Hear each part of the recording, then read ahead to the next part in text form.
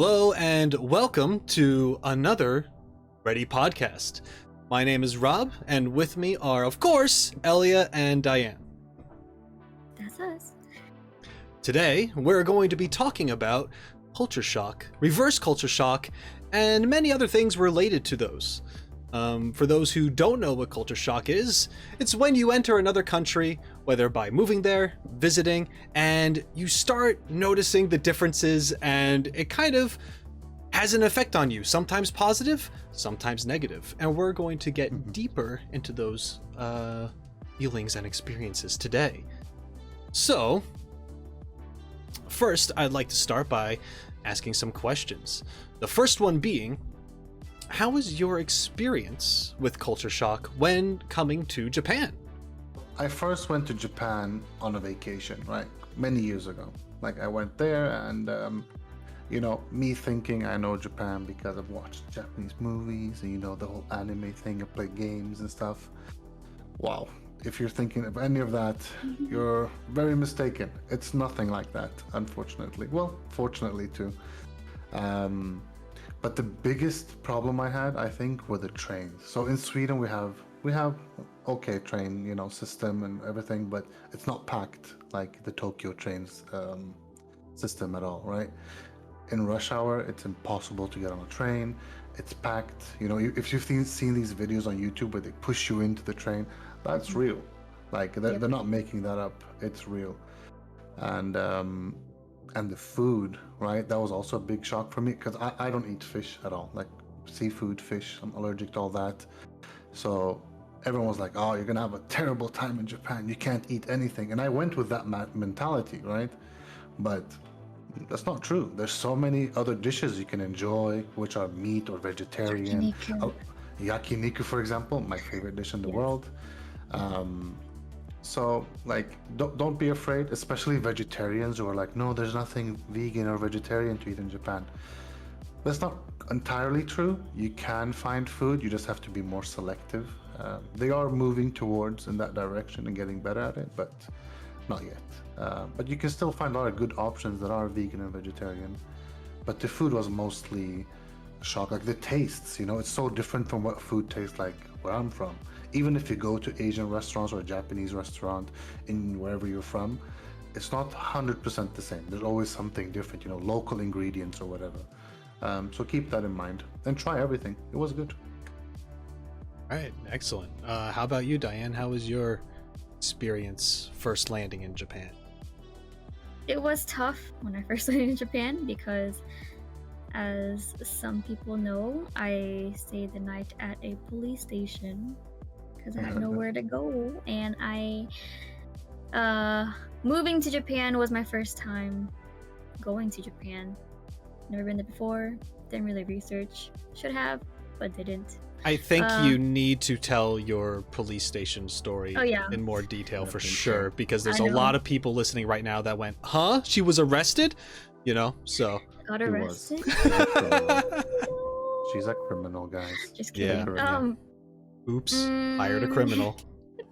No. Yeah. So, when I came, maybe I thought I would be able to find something after I landed, because I didn't think about booking a reservation to a hotel or anything like that beforehand. I thought the company would take care of it, but they didn't, and I was just left that night. It was about 10, or maybe I think I landed around 9 or 10 p.m. And of course, no one's really working at that time. No one can really help me.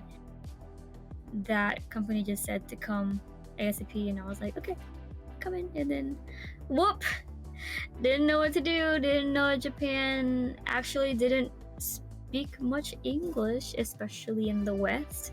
I landed at the Fukuoka airport, and I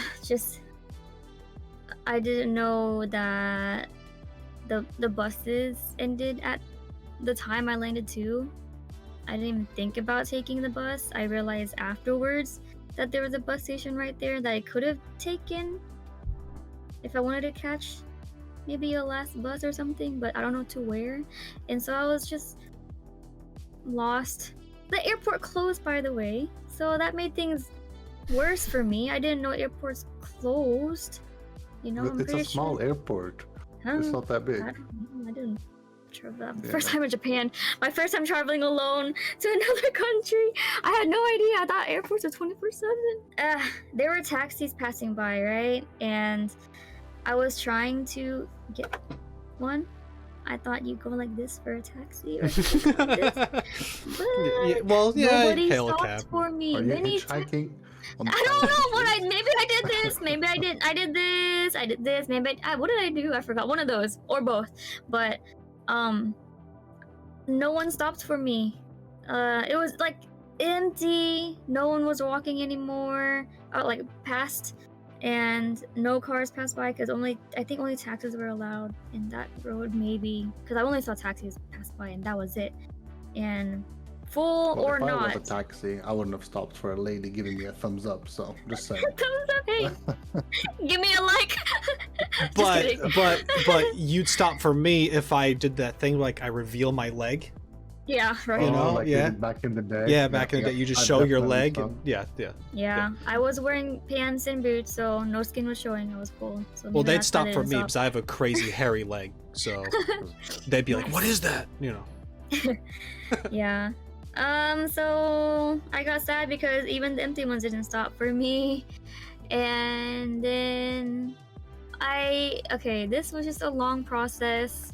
I was trying to download a Japan taxi app. I think that's what it's called. The app gave me a number to call, and I tried calling, and there was no English. I was like, can I get a taxi? Because I didn't plan on moving to Japan. It was a last minute decision. If I knew, I would have taken the time to actually go out of my way to learn Japanese.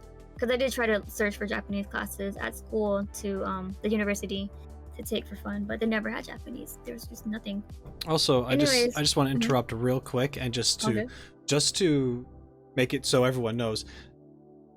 It sounds like Diane came to Japan like not prepared at all with the story that she's saying, but that shouldn't be the case because we were under the impression that our company was picking us up and taking us to the hotel.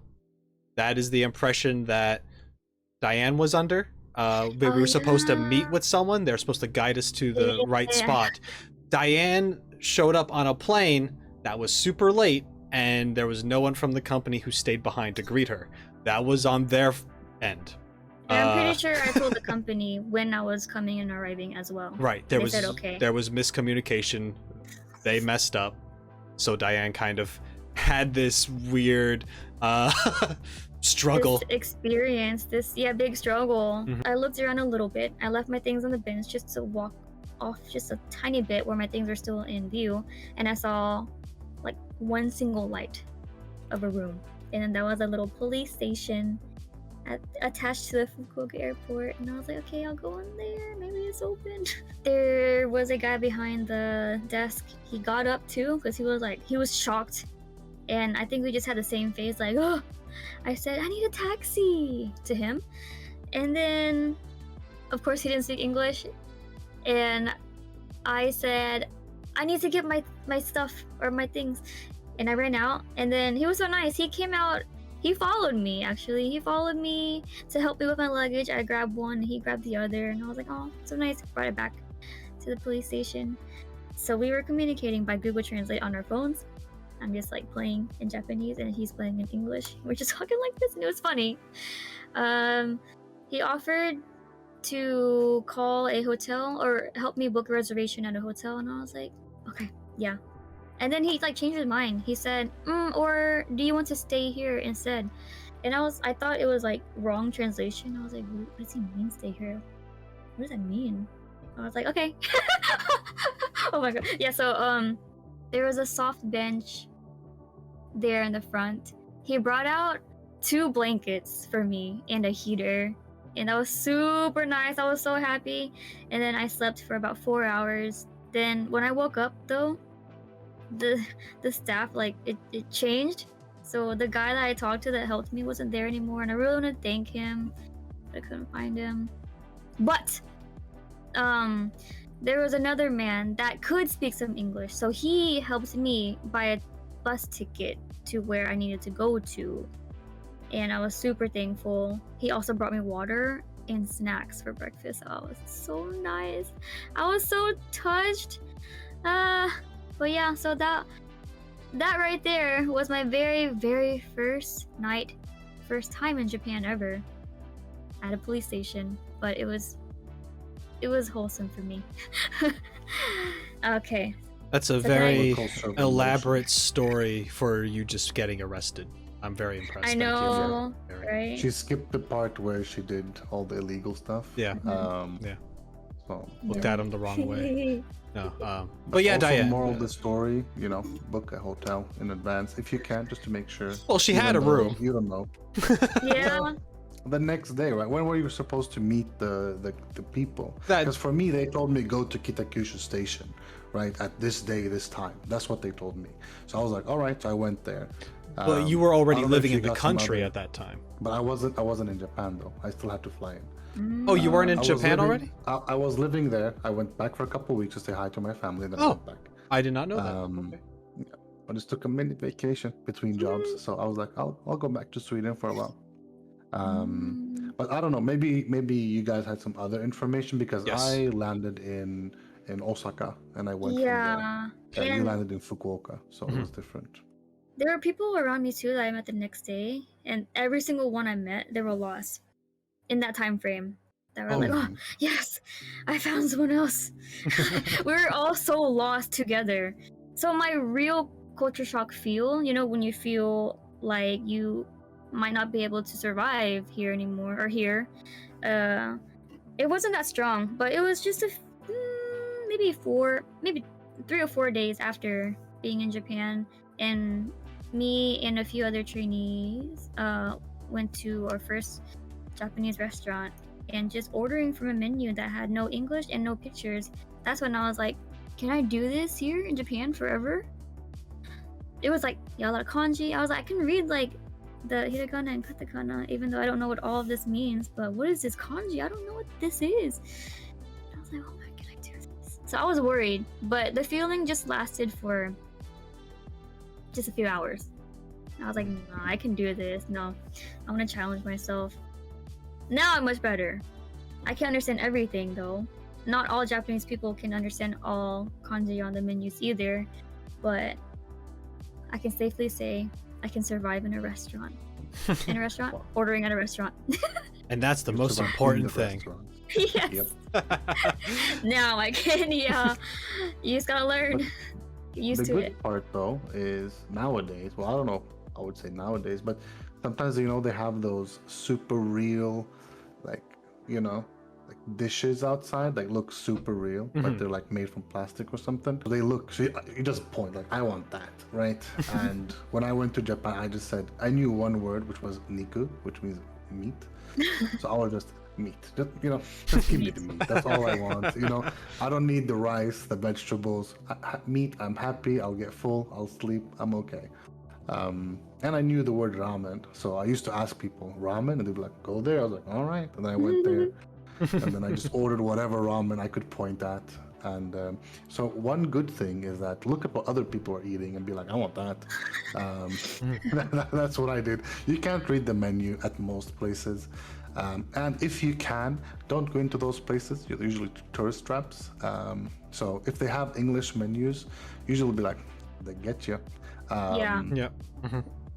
So go to the places where there are no English menus. Just point, Yeah, point.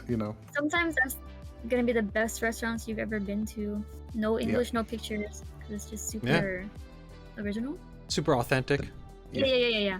The best ramen place I've ever been at was a standing ramen place, and it was quick. Like you had to be quick, So I recommend, don't be afraid, don't be intimidated by the crowd. Just go eat wherever you want to eat. Point at stuff, go get it. Yeah. So to share my culture shock experience, I feel like one thing is that you might think that you enter the country and it's immediate, right? But like Diane said, for her it was a couple days into it, and she realized, menu ordering food trouble, right? Certain things trigger other things, right? I showed up like midday Japan. There was someone there to greet me, and other people too who were arriving around the same time. They walked us to the hotel. I went to my room and I crashed for like 12 hours. What airport did you land at? It was Fukuoka. Oh, okay. Yeah. Okay. That's and pretty close to where the training was. Yeah, and then the training was okay. So we didn't walk from the airport, but we took a bus or a train or something wherever. I can't. It is. I can't exactly remember, but I crashed for like 12 hours, and then I woke up and I was just in go mode, going to the seminars every day in Kitakyushu, seeing like all these neon lights, like it was something out of Blade Runner, right? Especially at nighttime. It was very, very high tech, very cool. Jingles and music everywhere, and I was very much like, this is like some crazy sci-fi world, right? And then a week later, I'm on a bullet train, the Shinkansen, going to the countryside, to Yamaguchi, and I'm looking out the window and I'm seeing like real mountains that aren't on a movie screen for the first time. The East Coast, there's no mountains, or at least you don't have mountains in New York. No, not really. Everything's kind of, so there's hills and stuff, but no like snow caps, so it was my first time ever actually seeing like a real mountain in the distance that wasn't just from a photograph. And in my brain, I'm like, this isn't real. I went from like a cyberpunk city into a Ghibli film all of a sudden. And it kind of like blew my mind. Like, how can these two different environments be so close together? Like, it just kind of threw me off. And then, so those were some positive, like, wondrous, magical fantasy stuff going off in my head. Like, oh, this is so cool. Japan's so cool. And then a week later, after arriving to my apartment, I broke down and I cried. And I didn't. It's true. I never really got into this with anyone, but I did. I had like a little. I wouldn't say like a panic attack, but it was me just kind of like, this is so much, so fast, and it's so different, and I'm super far away from friends and family that I'm like that I know. Of course, like I met you at that point in time, Elia, and Diane and I were neighbors at the time. Yeah. And I would consider us friends, but like I was also the first time away from home, not just traveling, but on my own as well, in another country, planning to be here for at least a year at the time. So I was very much kind of like, I'm so far away, everything is so different, and I was just having a grasp of like, what is real right now? It didn't last for too long. I was able to just kind of like brush it off or talk to like my parents about it a little bit, and like after some time I felt fine again. And of course, every once in a while you will have those experiences when something is kind of introduced to you, when something new appears and you're just like, oh, it's so different. Not saying you're gonna break down when it happens to you, but that was just how my body and mentality like handled it at the time. It was just so much overload of new stuff and different stuff. But at the same time, I've been here for 4 years since then, and I've enjoyed like 99% of my experiences. So just wanted to touch on that. It does pass. I think that's important to, to figure out and think about. You might see all these, you might have these culture shocks, you might be going there, especially if you're in our situation. So let me give you a grander picture of why it's such a shock, because you're in Fukuoka or you're in Tokyo and it's big buildings, lights, advertisements everywhere, people everywhere. You're like, wow, everything's great, right? Such a modern city, everything's new, everything's great, right? And then you're on the train and you go tuk tuk tuk tuk, and for every 10 minutes that pass, it gets more and more countryside, and then suddenly buildings become rice fields become just major fields, and major fields become small cute Japanese homes everywhere, right? And then you arrive in your city in the countryside, and the buildings are like maximum 3 stories high, and there's one here and one there, there's not a lot of people around, and then it hits you, you're like, oh. But the image I had of Japan was Tokyo, because I think that's what most people think about when they think about Japan, is Tokyo, Osaka, Fukuoka. Even when you land in Fukuoka, it's a great city. So Fukuoka is basically Tokyo, but just more intimate and more cyberpunkish, I guess you could say. But it's such a cool place, and then you go to the countryside and you're like, oh, what happened here, right? So it takes time to adjust. Don't be afraid. I actually love the countryside in Japan. When I first went there, I was like, do I really have to live in, like, there's a rice field right there and there's bugs right here, and I'm a city boy. I live in the big city. I'm not used to it. So, it takes time, but you'll get over it. It's a lot of fun. Usually country people are super kind and gracious, and they'll invite you over to their homes. I ate at my neighbor's house. He just came through sometimes, and they knocked on my door like, hey, we have some extra onions from the field or whatever, and they just give it to you, right? And like, they're so kind, and all you have to say is one word, is like arigato, and they'll be like, wow, your Japanese is great. And you're like, Nihongo yeah. Jozu, wow! Yeah. And you're like, yes, I'm doing it, mom, right? So it's fine. You'll get over it. Mhm. It's no problem. Yeah, I struggled. You would think that the living part would be the hard part, but for me, it was the working. I stressed more about working with the company, but I enjoyed living there for sure. And the people I met, definitely. Yeah. If I had to compare, like, the West and like Yamaguchi, Fukuoka, Hiroshima, that area, Kisenju, and versus Tokyo, I do prefer living in like more convenient locations and stuff where there are more people, so city. But man, the people are so wholesome and nice in the West. Great The people. strangers treat you Great. differently there versus Especially if Tokyo. you're teaching. Especially if you're teaching. Like, if you're teaching and they tell you to go to the countryside, say yes. It's such a blessing in so many ways. Like, there's so many connections you make with these students and these parents and these teachers. Well, I've heard stories from people who are like, oh yeah, I got the Tokyo placement, right? And they're miserable because you're in a big concrete jungle. You don't know anyone. No one really wants to talk to you, because it's like, I've heard a lot of comparisons with New York where everyone's like, go, go, go, go, right? It's a big city. But in the countryside, you're chilling. Like, sometimes I'd be like, I'll walk home from school. I did live 10 minutes away from one school, so it's not that far. But it's fine. Just go have some fun.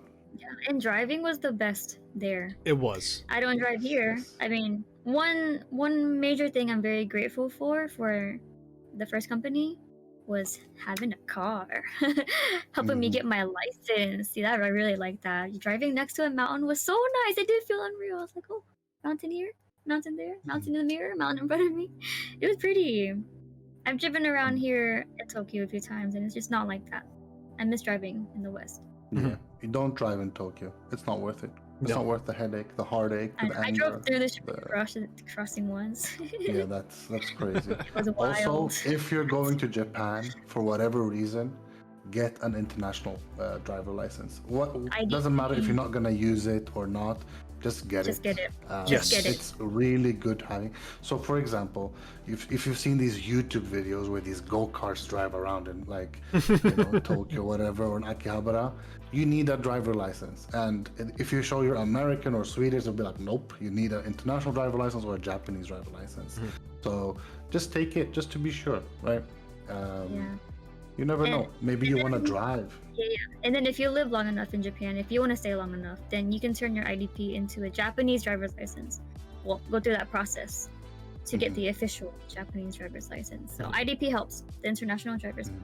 Yep. It was more difficult for you guys, I think, than It for me to was. exchange. It was. was. To quickly touch upon that. Japanese, It, You guys want to explain what happened to you guys? I'm just So- gonna say, Japan has coordinates with some countries which make it super easy, and they don't really like American drivers. Just saying. So it's gonna be really difficult. So I'll just give you a quick Swedish story of what happened. I took my Swedish driver license, my international driver license. I went to the lady. I was like, "Here you go." She's like, "Here, watch this 20-minute video." I sat there for 20 minutes. She's like, "Here's your Japanese license." I'm like, "Peace, see ya," and I left.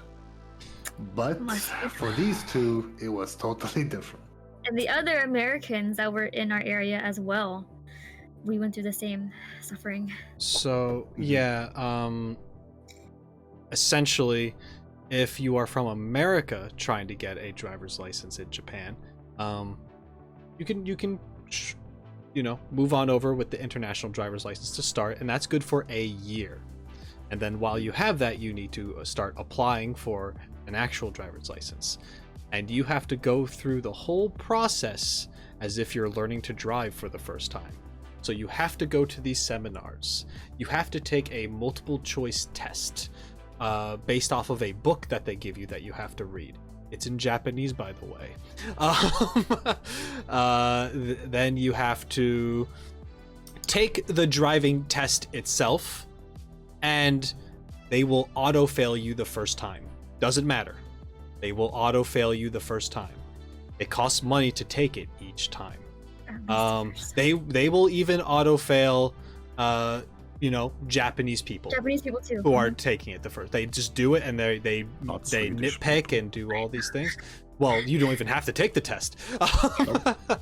So they will auto-fail you. You have to take it again and again. Maybe you get on your second try. Good job, you did everything perfectly. But each driving instructor who's with you in the car might have a different attitude or feeling towards you that day, depending, right? There was one guy, for my test anyway, I did things right, but he still wanted to fail me just because he wasn't sure. Sometimes there's that feeling of like, he did everything right, but was it right enough? Japan is very into I thought I was a perfectionist, right? But when it comes to your driving class and course and all that stuff, they're very, very strict with that. They also wanted lots of information from me, which wasn't expected, such as my high school diploma, just to prove that I was an American citizen and graduated from a school that was in America. They didn't want a copy of it. They wanted the actual diploma itself, which I told them you can't have. This is a photocopy, kind of deal with it kindly, please. And they eventually did, and it was fine. But it's very strict if you're American coming to Japan trying to get a driver's license. But it's also more strict for other people too. Like if you're from the Philippines, you're just not allowed to have a driver's license. Oh, yeah, I remember that. Yeah, we had a Filipino friend, and she was, they just said no. Yep. So they had to She move wanted her to schools drive. around. Yeah, they had to move her schools around so that she could take the bus or walk to the schools. So even though some places have it bad, some places have it worse, as always. There's a list online where you can check what countries are, what they accept and what you have to do. I think most European countries are okay. You can just, you just get the Japanese passport or the driver license, sorry. And some have the issue that Americans have in this regard. They did ask me something very, very, very, very specific that I didn't even know. Some information about my driving school that I took many, many, many years ago. I was like, what? I really don't know. I was asking my friend, I was like, I can't answer this because I don't know. And then it almost became a big problem until, I don't know, my friend said some kind of excuse to where they just let me go with that. Yeah. They'll look at your American license and just be like, yeah, it's fake. Yeah. But you know what the thing is? I think most countries outside the US have this image of American drivers. Like, you guys get your driver license when you're 16, you're young, you know, you're in high school. For us in Sweden, for example, first of all, you have to be 18. You have to do a couple hours of, you know, driving. You have to have, like, a school has to recommend you to make it easier for, like, it's a whole process. I think that's why, because whatever process you're going through in Japan, we've already done in Sweden. I think that's how we see it, but I don't know if it's true or not. I just think maybe Japanese people don't like American drivers. I don't know. And I don't know. as far as I'm concerned, I'm the best driver in Japan. But anyway, I don't think so. I saw Rob drive once, never again. wow. The first time they failed me was because I turned my steering wheel weird. Not weird, but they don't allow this whatever this is called. Yeah. You're not driving a bus, Diane. It's a car. You don't need that much motion. Yeah. Look at my arms. They're as long as toothpicks. She is So tiny. don't you have to sit on books when you drive so you can see over the? But my legs are short. That's not gonna help. She's 3'0". She has a 10-gallon bucket, wearing stilts. It's really difficult for her. It's tough. So I was like, wait, then how do I do that? I was driving. I was turning like this from then on, like this. Yeah. I That's was how like, you're no, supposed to do it. I Yeah. can't do The this. connection. What is this? I am used to That was so the overhand a tiring for little bit. me. Yeah. But I had 3 different instructor testing people, and the other 2 did not care about that at all. The second time I failed was because I was maybe too close to the curb while turning. Mhm. Mhm. Yep.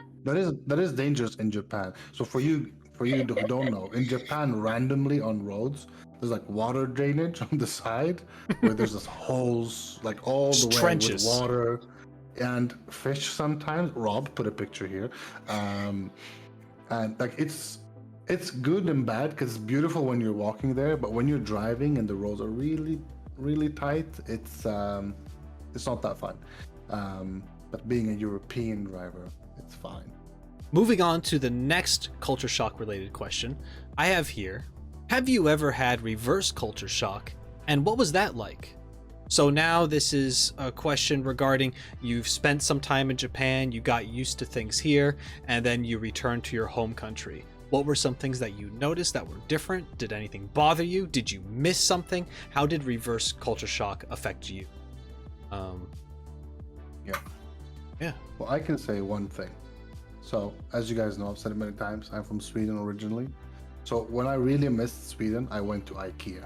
That really helped, right? Really? I did, it really helped. I went to IKEA, I got some meatballs, I read some Swedish word, I was like, yes. And then Why is that so cute? I went to It made me IKEA. feel at home. You know, I lay down on the bed, you know, like, oh, I feel like home. And then I just thought, yes, it was fine. And then staff approached and said, "Sir, this is an IKEA." Yeah. I'm You're not Swedish. home? I basically was your own this medicine. establishment. Welcome, Just sir. saying. Welcome. Enjoy your throne. No way. Also, if you have a Swedish IKEA card, it doesn't work in Japan. Just side note. I was really annoyed by that. I was like, wow.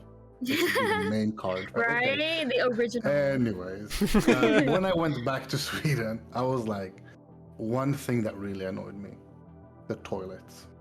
They're no way as advanced as in Japan. So in Japan, you have like this billion button thing. It plays music, it flushes, it shoots The water. washlet toilet. Heated seats, yeah. bidets. It changed my everything. life.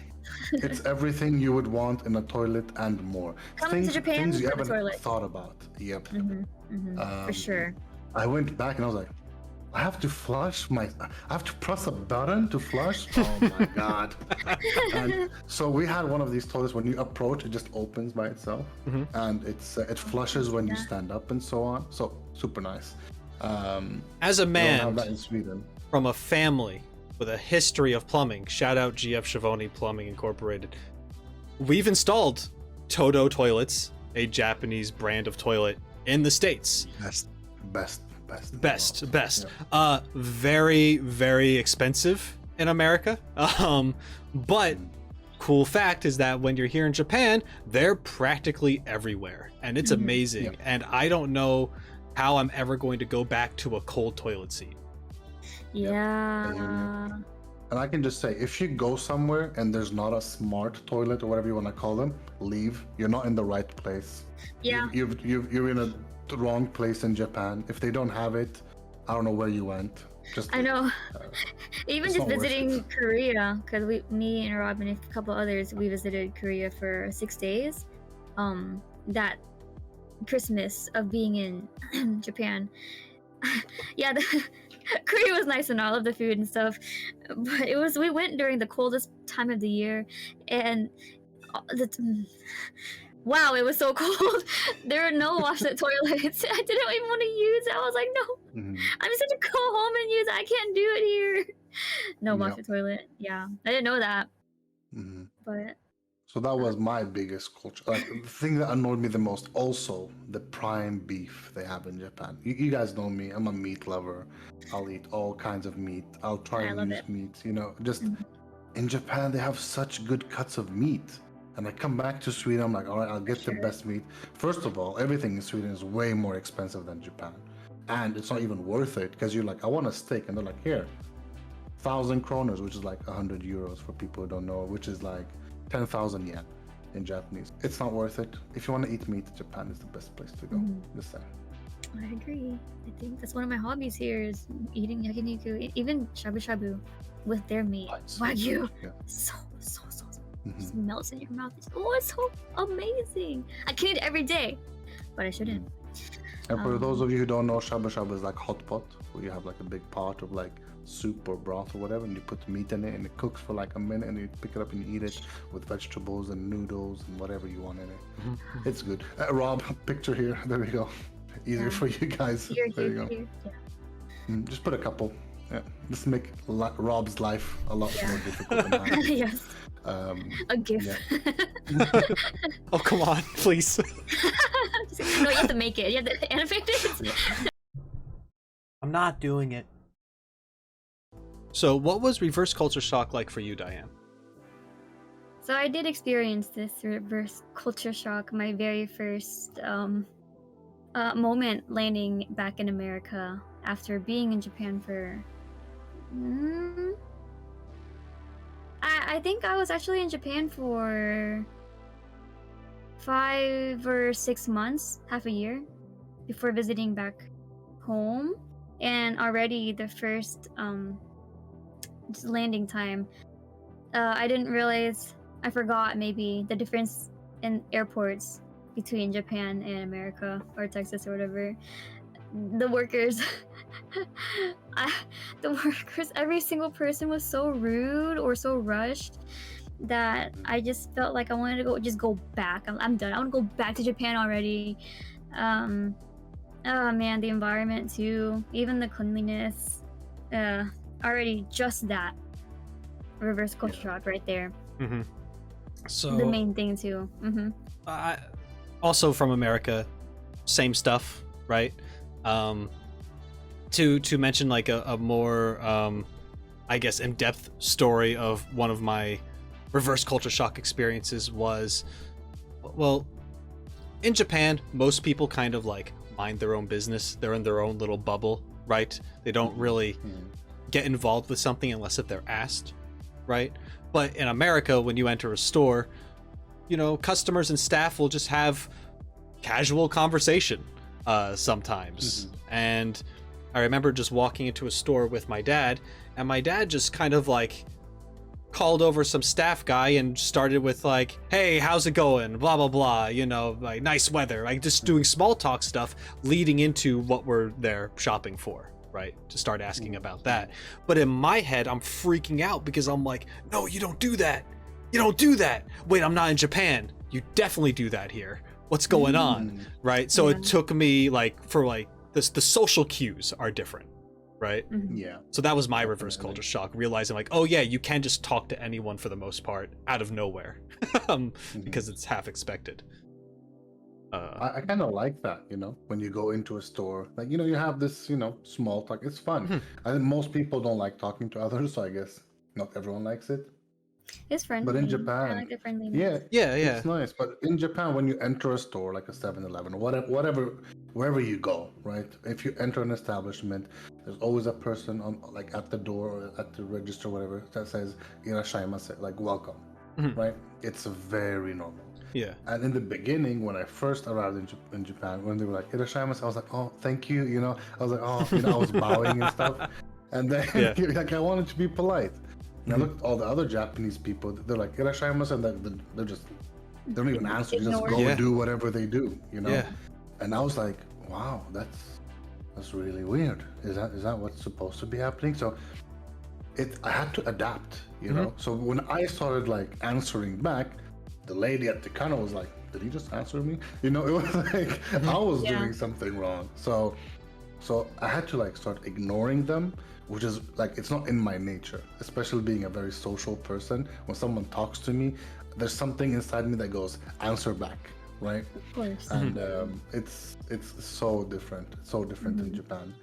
And when you do answer back, some people are like, "Oh, that guy answered," and you feel like some people appreciate it, and some people are like, "Why is that guy so weird? Why did he answer me?" So it's a hit or miss, I Yeah. guess. I had a friend here, I think from India, and when he first came to Japan and he heard the store people say "Irashaimase," he didn't know what to say, so he said the same thing back. "Irashaimase." Yeah. So that they all laughed at him or looked at him weird. It No, took him you a while. welcome. Right? No, you're welcome. It's very That was really funny. it's very have you ever had that feeling where it's like it's your birthday and someone goes happy birthday and you're like, "Oh, happy birthday." Wait. Like Yeah, like you're at a restaurant, they're like, "Have a nice meal." You're like, "You too." And so, yeah, it's, right? like they're not eating. What? Yeah, I've done that. Usually they're cringing. You're like, "Oh, Yeah. ate my Oh, fries." I'll just leave them alone. damn. Yeah, I'm a that fool. happens. Yeah. But like, especially if you go into like a ramen store, right? Everyone starts shouting at you like, "Welcome!" Like even the cleaner in the like way back will be like, "Irashaimase," like you feel so welcome, Yeah. and you're not supposed to reply. You're just supposed to like go on your business. Just go in. Like they're just saying welcome. You're just supposed to be like, "All right, a table for 4 or whatever," right? That's the way it is. Yeah, and the cleanliness, also part of my reverse culture shock. Yeah. Not Absolutely. terrible, but I was like, it's shocked. Just a teeny bit shocked. Japan is But super. I was like, clean. this was my home. It's alright.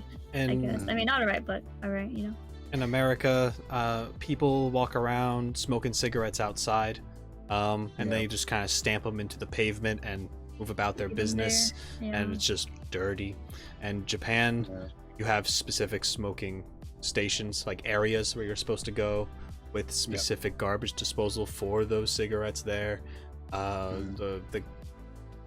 There's very rarely any trash, just like loose trash just hanging out on the roads. There's not a lot of garbage cans either, so people kind of hold on to their trash till they get home as well, most of the time. Yeah. So the cleanliness, like what you guys were saying, is huge difference. It's crazy Japan how is super clean. it's crazy how busy like Tokyo is. Like it has a similar feeling to New York City. I always compare it to New York City, right? But there's a huge difference in cleanliness. My experience being in New York, which wasn't a lot, but while I've been there, I've been there twice. I've seen it. doesn't smell great. There's garbage on the ground always. People litter. You don't really see people littering in Tokyo on a regular basis. It's very, very different. And it's crazy considering that Tokyo is one of, if not the most populated city world. It's crazy. So But also there's this mentality of cleanliness in Japan, right? So business owners will leave their stores and go outside their stores and clean the street, right, in front of their business. And maybe their neighbor's business, right? They might like have some neighborhood cleaning. Like the government does come, like they do clean the streets and everything's super clean, but it's a culture that you go outside and you clean outside your business. So everywhere is super clean. And it's such a nice place to be in because no one throws anything. You don't have to smell any bad smells. We'll get into some differences later at some point in life, nightlife in Japan. We'll get into that. But during the day and most of the night, super clean, very nice, very beautiful. Yeah. It was great. And I think part of that goes to even to tie it into school and education and stuff. I wanted to say this some time ago, but in schools here, Japan has a class called Moral Studies. We don't have that in America. They have a class specifically that teaches you like how to be a decent human being, right? How to respect people around you, how to take care of the environment, how to be patient and like do things like that. I don't know exactly because I've never sat in on the class and like could even understand what's going on, but just based off of the name itself, Moral Studies, they're teaching you about good morals, right? Yeah. How to properly speak to people and stuff. You're right. That's not a thing in America. We don't have lessons that teach you how to be a decent human being. So I don't know if that has anything to do with it, but it could stem from that as well, just to respect your environment and the people around you, right? Yeah. So huge cultural difference there. I do want to start getting moving towards the end of this podcast with one more topic, which might lead into another one, but I want to talk about some of the simple joys, such as like vending machines and things like that we find super convenient and interesting here, but then also natural disasters. I know we all have some kind of story to share probably regarding those. Anyone want to take it away? I'll talk about vending machines. Sure. They're great. They're everywhere. You know, you look left, there's a vending machine. That's my right, by the way, but camera left. And you look the other side. You know, it's so good. You know, there's drinks, there's food, you can get anything in a vending machine, right? There's hot and cold drinks.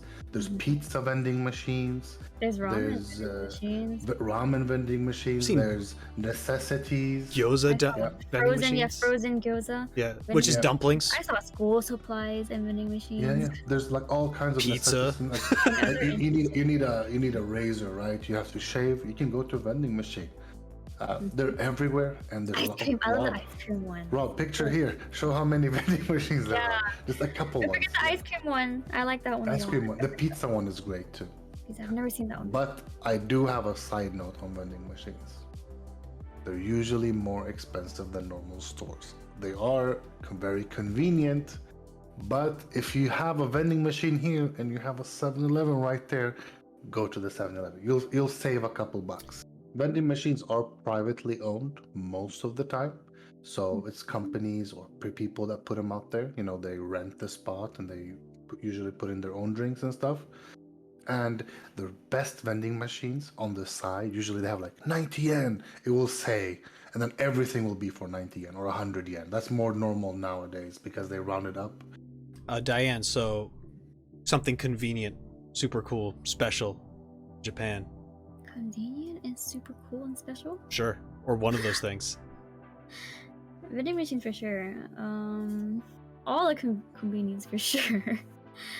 Yeah, convenience are huge. Convenience stores in English. Oh yeah, convenience stores. So like a 7-Eleven or Lawson's, you know, whatever. In Japan you call them konbinis, which is an English like, taken from the word convenience store, right? But it's so difficult to just say konbini, which is convenience, I guess. What about slurping, Diane? How was that for you? Slurping ramen. Do you do it at all? You know, I choke when I try, so let's just not. I'm not trying to. It sounds, when I hear that, it sounds like you're rushing to eat, even though you're not. But I'm like, wow, why is it gotta be so loud? Yeah, it doesn't work out for me. My mouth doesn't do that. Right? Like, correct me if I'm wrong, but in most Western countries, you want to eat as quietly as possible. Yes, right? I know I do. Like, yeah, because if you're a loud eater, people like you, right, or whatever, they look at you. You're making a lot of mouth sounds. Yeah. Like I can attest to that. Like when someone eats really loudly next to me, I get a bit like, come on, you know. Yeah, I don't like it at all. Yeah. One of my pet peeves. But in Japan, you're eating quietly with everything except ramen. You're slurping the noodles. There's different reasons why they do this. Well, I've heard different reasons. One of them is apparently it tastes better. Another one is you're telling the chef that you're really enjoying the food. Another one is you're cooling down the noodles as you're slurping them. Yeah. Yeah, but people do it, and if you go to a ramen store and you hear someone go, it's not being rude. It's that's how it is. It's normal. Yeah. And it's only noodles. It's only noodles. So please don't. And soba too. Yeah. So please don't do it when you're eating meat. Don't chew with your mouth open. It's not normal. If you have a bowl of rice, don't scream while you're going, oh! Like, don't do that, you know? Do that. Yeah. Only noodles you're allowed to slurp. And some people look at you weird if you don't slurp. So that's a cultural difference right there. Quick convenience thing. I was just thinking about it. The Suica card or Pasmo. So the train card, the pass. Being able to use that anywhere is so convenient as long as you load it up. Don't forget to load it up. So transportation, and then even at the convenience stores, just paying for that. Vending machines too. A lot of them now. Boop, easy. You don't have to touch your dirty coins. Just boop. So and shopping. A lot of shopping. Stores. A lot of that stores option. accept Bakery, it. So Rob yeah. put up a picture here of the card, boom, Suica or whatever, which means watermelon, but it's also a card. Yeah. Right?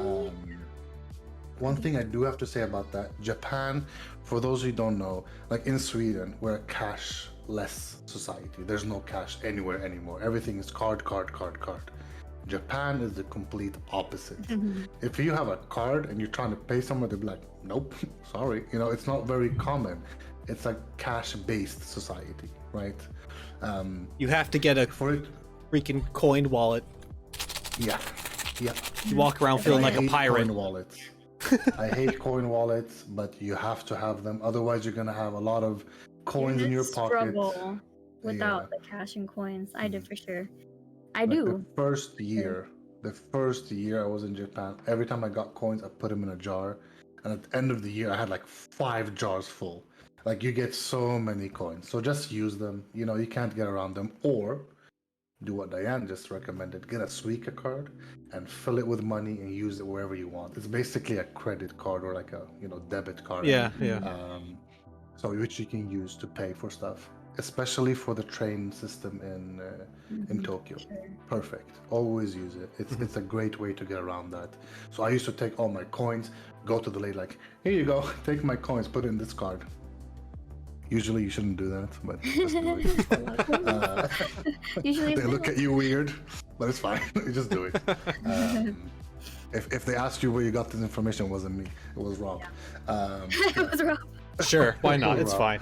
So it's okay.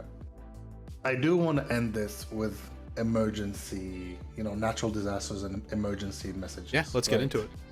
I think this is a very big thing in Japan, which most people just don't talk about. If you've ever watched news in Japan, you'll hear typhoons, earthquakes, volcanoes, all natural disasters known to mankind exist in Japan, right? It doesn't matter where you are in the country, you'll probably get hit by one of the natural disasters. Now, it's the scale of the natural disaster that really comes into play, right? When we were all teaching our first year in Yamaguchi, 2 things happened, which were quite big. 1, the earthquake, and 2, the typhoon that kind of, got into our houses and apartments and buildings and stuff. A lot of people lost their homes to it, etc. But I don't want to go that deep into it. I just want to give you some caution, just some pointers. Number 1, if your TV goes on in the middle of the night, something is wrong. Wake up and look what's going on, because Japan will send out these signals to TVs and phones and everything, and they will start telling you what's on the news. Some places do have English news, whatever, like channels. Change to that channel directly, because they'll have the same information just in English. Usually it's NHK, right? I think so, NHK. I think those are the ones that broadcast it. So check those out. I'll tell you a little story what happened to me. So I was sleeping, and I woke up in the morning. I was like, oh, such a good morning. Why is my shelf moved to the left? Why is that on the floor? Why is my TV hanging? Like it was like hanging off the wall. Like, someone robbed me? Oh, what's happening here? And I fixed everything and I checked my phone. I had like 6-7 messages like, warning, earthquake, warning, find shelter. And I was like, too late for that. So be careful. You know, it's not the best way. Like what I did is very irresponsible, you know, but I didn't wake up. So how should I know, right? It was, that's what it is. So please be careful of that. Number 2, if you do get your SIM card in Japan, you can tell them that you want English speaking emergency messages. So they'll send them in English instead of Japanese. Not everyone has it, but we had T-Mobile and that worked. So, you know, remember, be safe, you know, especially typhoon season comes every year in Japan, every year. And, you know, always have that bag ready next to your door, you know, with food, flashlight, batteries, clothes, water, you know, the essentials, especially like a warm blanket, you know, just keep a bag, put it next to the door, always ready, you know, and every 6 months or so, check the food and change out the food and the water, etc. So there are a lot of natural disasters in Japan. Kids, for example, when we used to teach, they used to teach kids in school about the natural disasters, like what to do. For example, one very common thing during earthquakes, people, they tell you like hide under desks and whatever. Yes and no. It's not always the best thing to do. If you can go outside where there's nothing that can fall on you, that's the best option. That's what they told us in Japan, at least. We don't have earthquakes in Sweden. We have nothing in Sweden. The only thing we have in Sweden are snowstorms. And I live in Stockholm. There's not a lot of them here either. But if you live in the north, well, east, I guess, in Japan, you get snowstorms, you get earthquakes, you get whatever. So just check your area, check what they have, check what you need to do. Always be prepared and safe. Usually you'll be fine. Like I lived in Japan for more than 5 years, and it was, you know, that was the biggest story of my life when I slept through a earthquake. So, and the typhoon that we went through. I guess you were in one very recently in Tokyo, right? A big one. Yeah, there was a big one. It wasn't. I think by the time it reached us, it was a rating of 4, right? Which is probably the majority of the earthquakes I felt so far in my life here. But where it originated, it was above a 7. It was like a 7.6 or 7.2. Something like that. It might have been less, but it was definitely at least a 7, which is still pretty high. Yes. And areas near that place got rocked.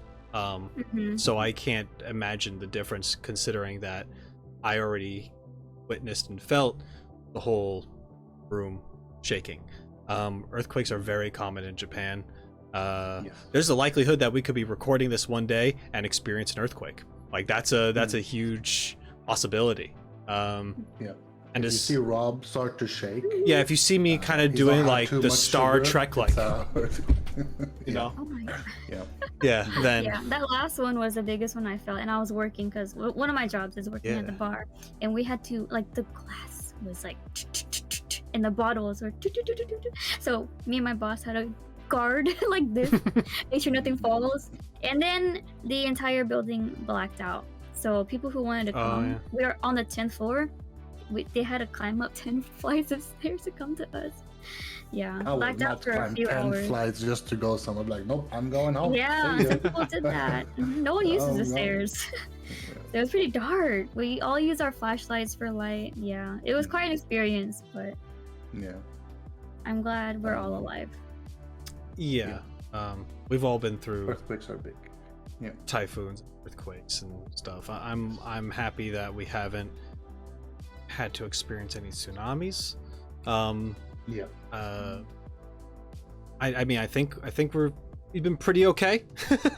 But whenever there's an earthquake, there's always that fear of like, where was it and how close are we to the water right now, right? That's something that's always in the back of my mind. But anyway, Elia, I'd like to hear your typhoon story. So you guys remember when we were teaching in Yamaguchi, and suddenly we all got messages on our phones. We knew for a couple of days. They usually tell you like, there's a typhoon coming. It's going to be pretty rough. So, but they never know how rough, right? Because it's impossible to know.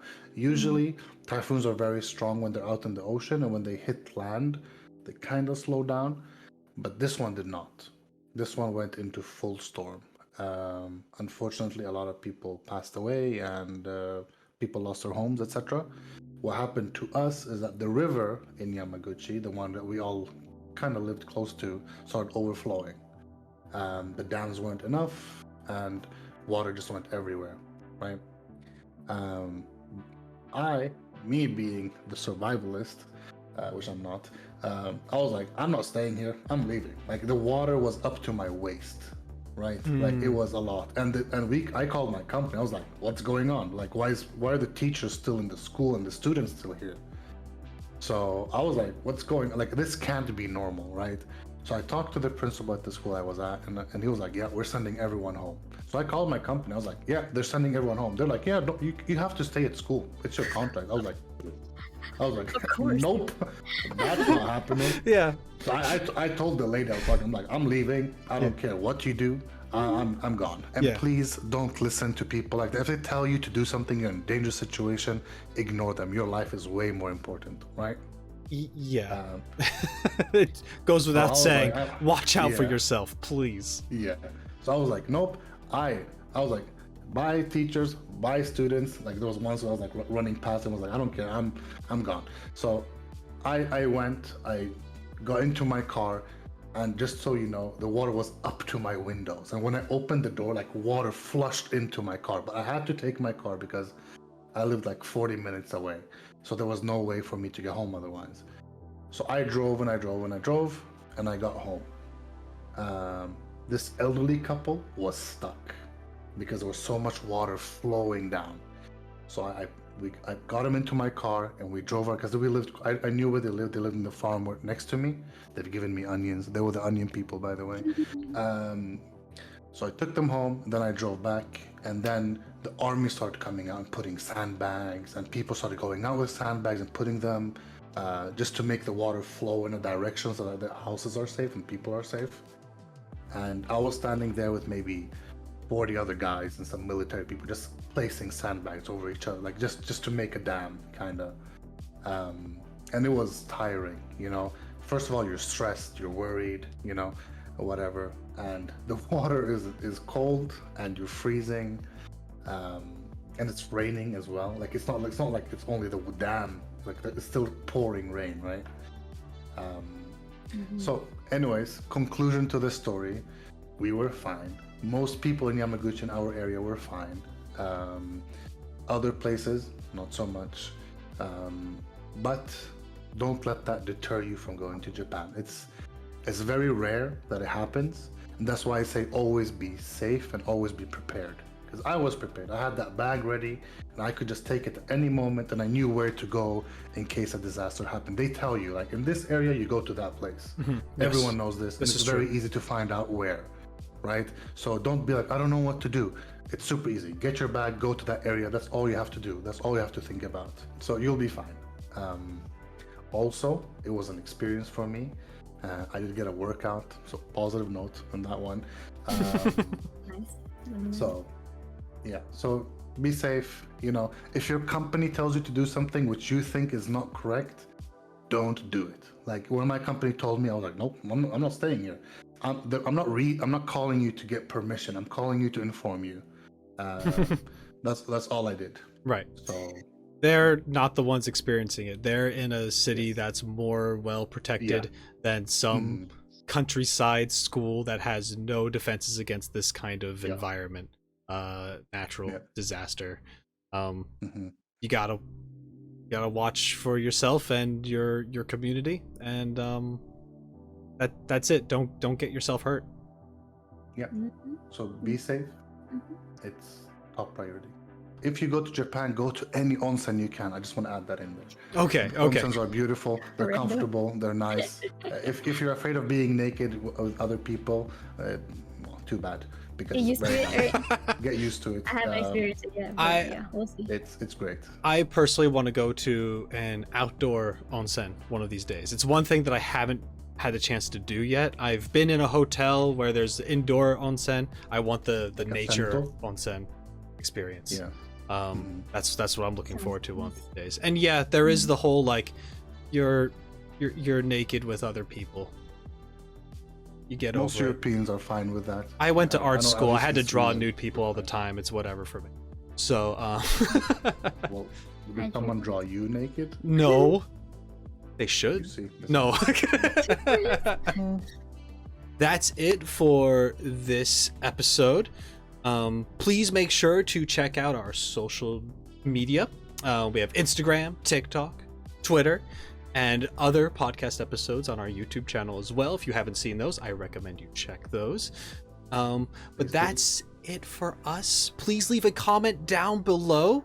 If you have any questions or anything you'd like to say about our adventures and experiences, we'd be more than happy to discuss them and answer. And yeah, it's free. So I mean, like, that's cool. And Feel like free, the but video. sure, it's free. Yeah. And like the video. You there. You. Hey, you, Billy? You.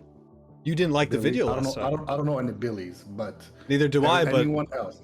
okay. Like the video. I don't know, Billy. Share it with a friend or two, with a family member. Be like, hey, listen to these 3 very intelligent people. That's No, definitely what you they're know. thinking. Yeah. Nothing Mhm. else, just Yeah. very intelligent Yeah. people. Yeah. No, but just Anyway, thanks. interact with us. Thank you so much. We're ready. Are you? Care? Bye. Bye.